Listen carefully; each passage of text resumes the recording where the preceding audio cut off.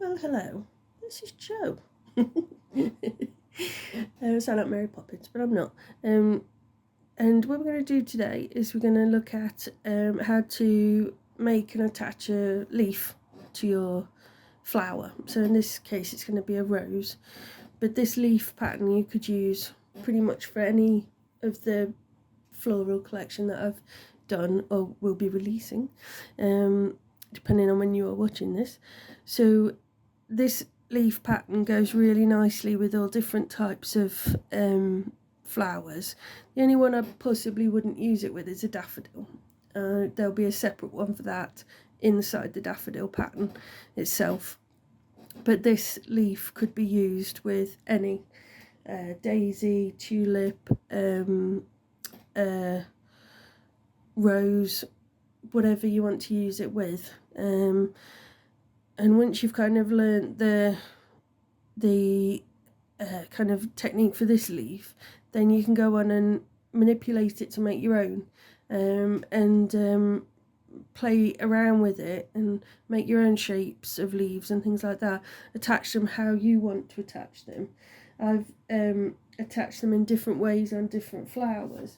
So for example, on this one it's attached with the bottom, but on another one, let me find one,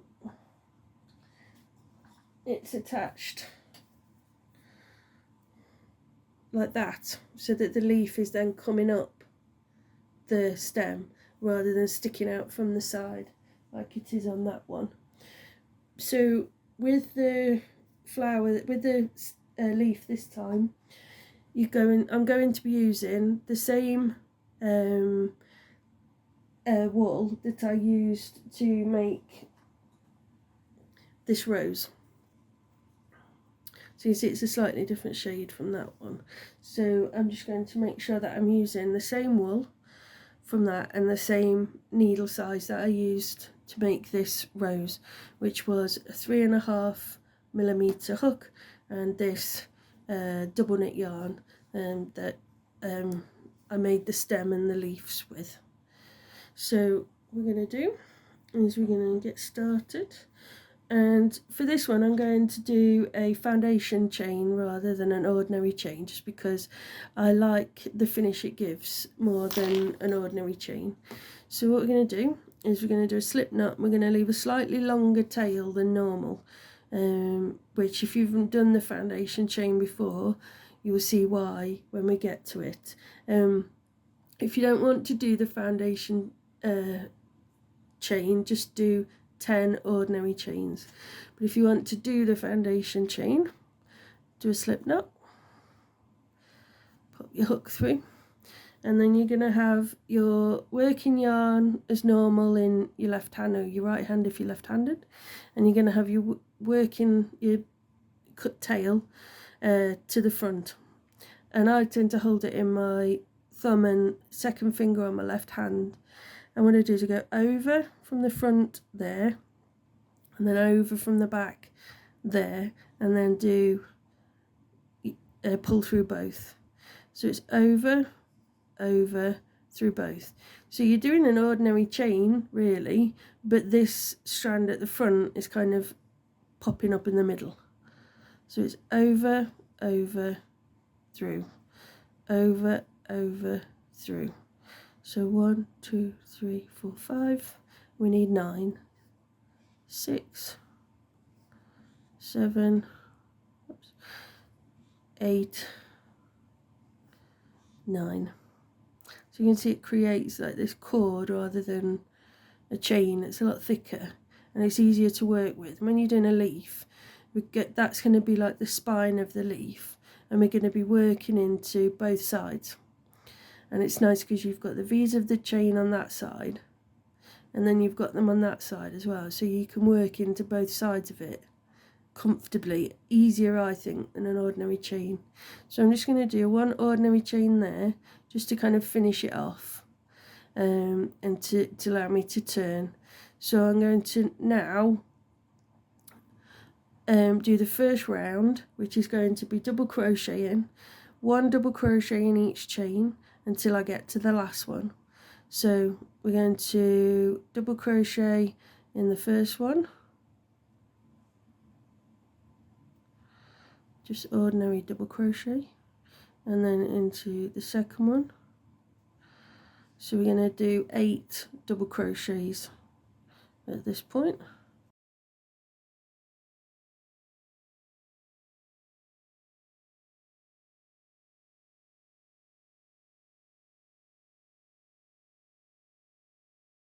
There we go, so we've just got the last one left to do, and in that one I'm going to do 2, because what we're going to do, 1, 2, is we're going to carry on and work into the bottom of the chains that we've just worked into here. So we're going to carry on around. So in the underside of that chain there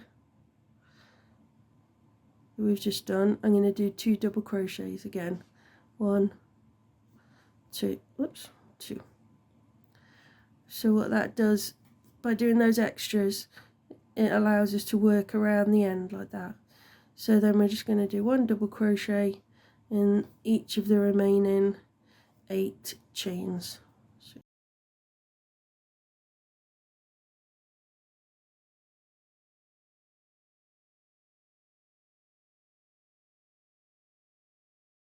So there's the 8th.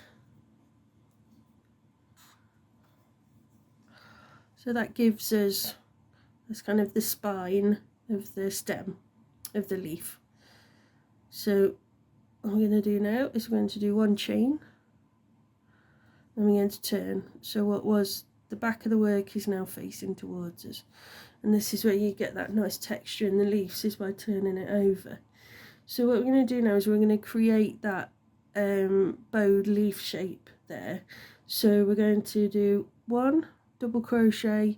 We're not skipping any, we're just skipping the chain that I did. We did 1 chain, remember there, so we're just going to skip that. I'm going to go to the first stitch, and we're going to do 1 double crochet, and then in the next stitch we are going to do a half treble. So yarn over into that one and through all 3, and then in the next stitch we're going to do another half treble.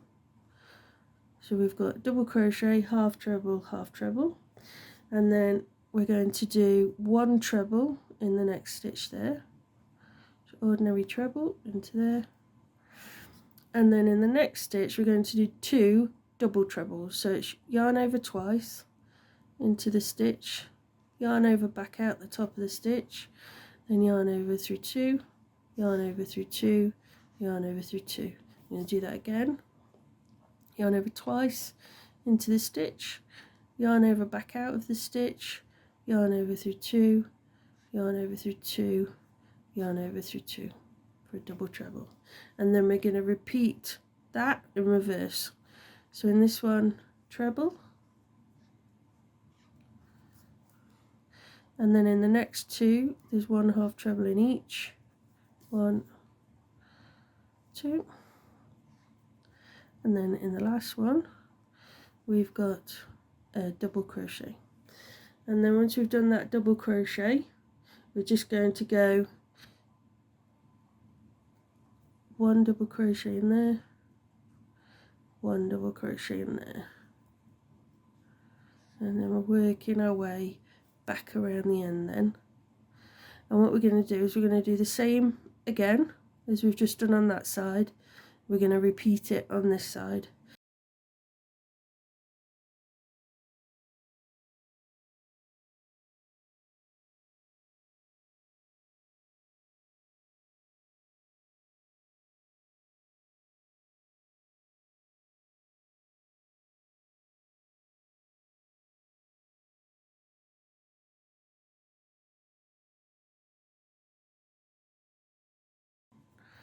So that's kind of got as our basic leaf shape.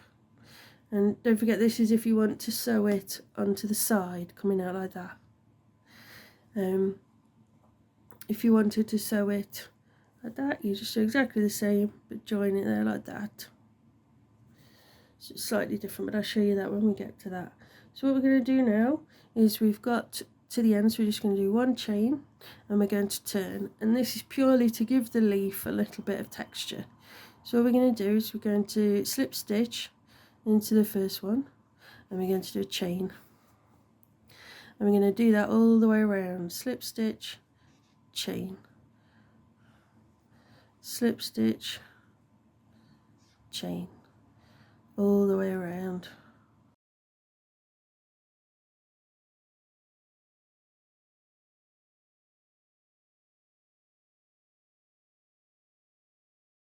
When you get to this point at the end, there's a couple of things you can do. You can just keep going around as we've been doing, like this, or what you can do is work into this end stitch here, slip stitch, and then do 2 chains, or you could do 3 depending how big you want this to be, and then just work into the back loop only of the last slip stitch that you did. So just there, and do another slip stitch, so yarn over through everything back down to 1 loop, and then we're going to not do a chain after that one. We're going to go straight into the next stitch, and we're going to carry on slip stitching and 1 chain all the way down this side of the leaf. So if you want to carry on doing that, I'll meet you back at the end of this row. So I've just finished the last slip stitch in the last stitch. I haven't done a chain yet, so you can either kind of leave it like this and then sew it to the side there, so it's kind of sticking out flat like that, or if you wanted to, you could see the gap there where we did the first slip stitch. You could do another slip stitch into there like that, and then that kind of pulls in that end, but there's no bulk there, it's nice, still fairly flat. And then what you can do is do a chain to finish off. I'm going to cut it and leave a tail, and then I could sew it in like that, so it's kind of coming up like that.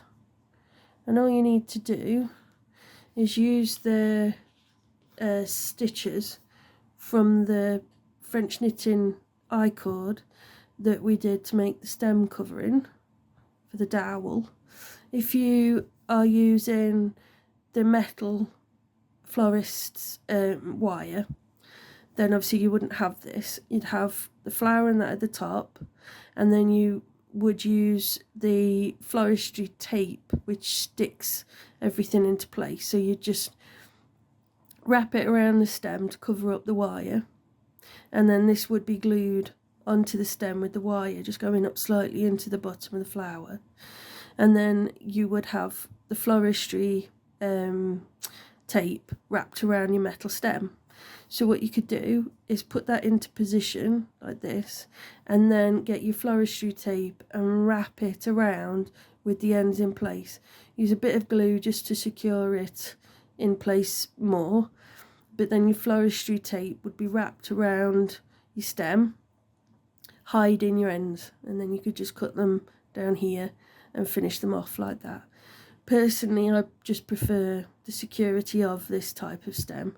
So what I'm going to do is I'm just going to get it roughly into position, because the nice thing is with flowers it doesn't have to be perfect, and I'm just going to go under 1 strand of the stem covering like that,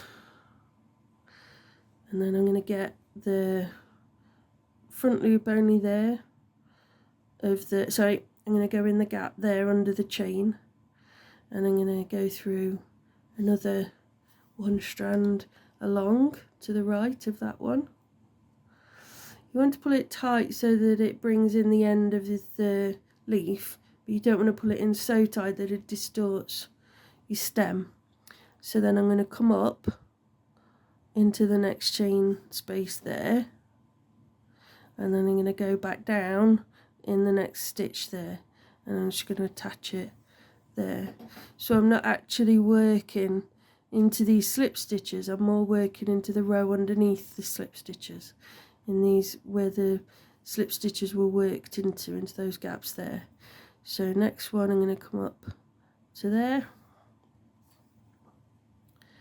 and down that one, and I'm not, although I'm skipping all of those ones there, I'm putting it where it lies naturally, where this leaf is falling onto the stem. I'm not forcing it into a position, I'm just allowing it to fall. And then I'm going to put my needle up under the next two and pull that out under the next stitch where it just lies naturally. So you can try and get rid of the edge of the leaf by joining it more strictly at the bottom, but when you get up here you want the edge of the leaf to show because it's just got a nice texture. So I'm just going to pop that through there like that, and then by doing that then it's secured onto the stem, but you can still see that nice texture that we've got along the edge, and it's not distorting the stem either, the covering on the stem. So what I'm going to do then, if you wanted to, go around the back of the stem like this, so that you're going under all the loops of the French knitting I-cord. And what I'm going to do is I'm just going to put my needle through there like this, and I'm just going to put my needle back through a little bit further down like that, and again not pulling tightly because I don't want anything to distort. And then I'm going to put my needle through under there like that. Obviously I'm going to pull that a bit tighter than that, and then up again, but just again wherever is organic and natural for you to put your needle, where the leaf is falling, don't force anything. And then I'm going to put my needle through that little gap there, and as you go then you're hiding the wool that you're using to sew in amongst the pattern of the stitches. And then I'm going to go up there like that, and again just pulling tight, but not too tight that it's distorting anything. And then I'm going to go up. It's very much there's no kind of right way or wrong way with this. It's very much doing what is right for your flower and what's right for your leaf and stem, and just working with it like that, not kind of having a prescribed way of doing it, just looking at it and getting to know, right, I'm going to put my needle there and I'm going to come up through there because that's where the leaf is falling. I'm not going to force anything, but where I want the leaf to blend in with the stem a little bit more at the bottom, instead of coming up and then back down inside the leaf, I'm going to come up inside the leaf like I've done there, but instead of going back down the leaf, I'm just going to go straight over and under the bit of the stem that's near there, and then that pulls that edge over. I'm going to do that again with this next one there. So that's the front of a slip stitch that we've just made, and again under there. I'm just going to pull that a little bit, so because we don't want the whole thing pulled down. I'm going to get, what's the one I've just worked through, so I'm going to get that one. I'm going to pull that down again to that. So you can see there, if you want it to blend a little bit more, up and straight over back to the stem. And if you want it to stand out like this, use the stitches one row back is where you put your needles and your needle, and then that will allow you to still have that bit of texture, but to have it blend in like it's coming from the stem there. And I like then to just leave this because I think it looks a bit more natural for this. And if you wanted to, you could even, on some of them I've even curled them back on themselves and sewn it into place kind of like this, so that the leaf is really twisted, and you can sew that into place like that, or you can position it into place and then get some starch spray. I've actually got some natural starch spray which smells of lavender. It's lovely, and you can just spray it and leave it to dry, and it will give it a bit more security like that if you don't want to use like PVA or anything like that, that natural starch spray is lovely. Or you can make your own. You can make your own starch spray. I haven't tried that because I found this natural version, but there are recipes online if you want to have a look. But yeah, then just sew in your ends, neaten it up, and that's it. That's your rose. So I'm just gonna, with its leaf attached, as Phoebe and Friends would say, it's leafy. So we're just gonna put this through a couple of times just to make sure it's all secure. I'm going to go back up through the leaf, in and out the yarn so that it's nice and secure. And then I'm going to snip that there. And then I'm going to do the same with this other tail. What you could do with this is, as you're working around doing that first row of double crochets, is crochet this end in. I just forgot to do that on this occasion. I'm a very, very bad person, it has to be said. So I'm just going to work up through there, pull it through,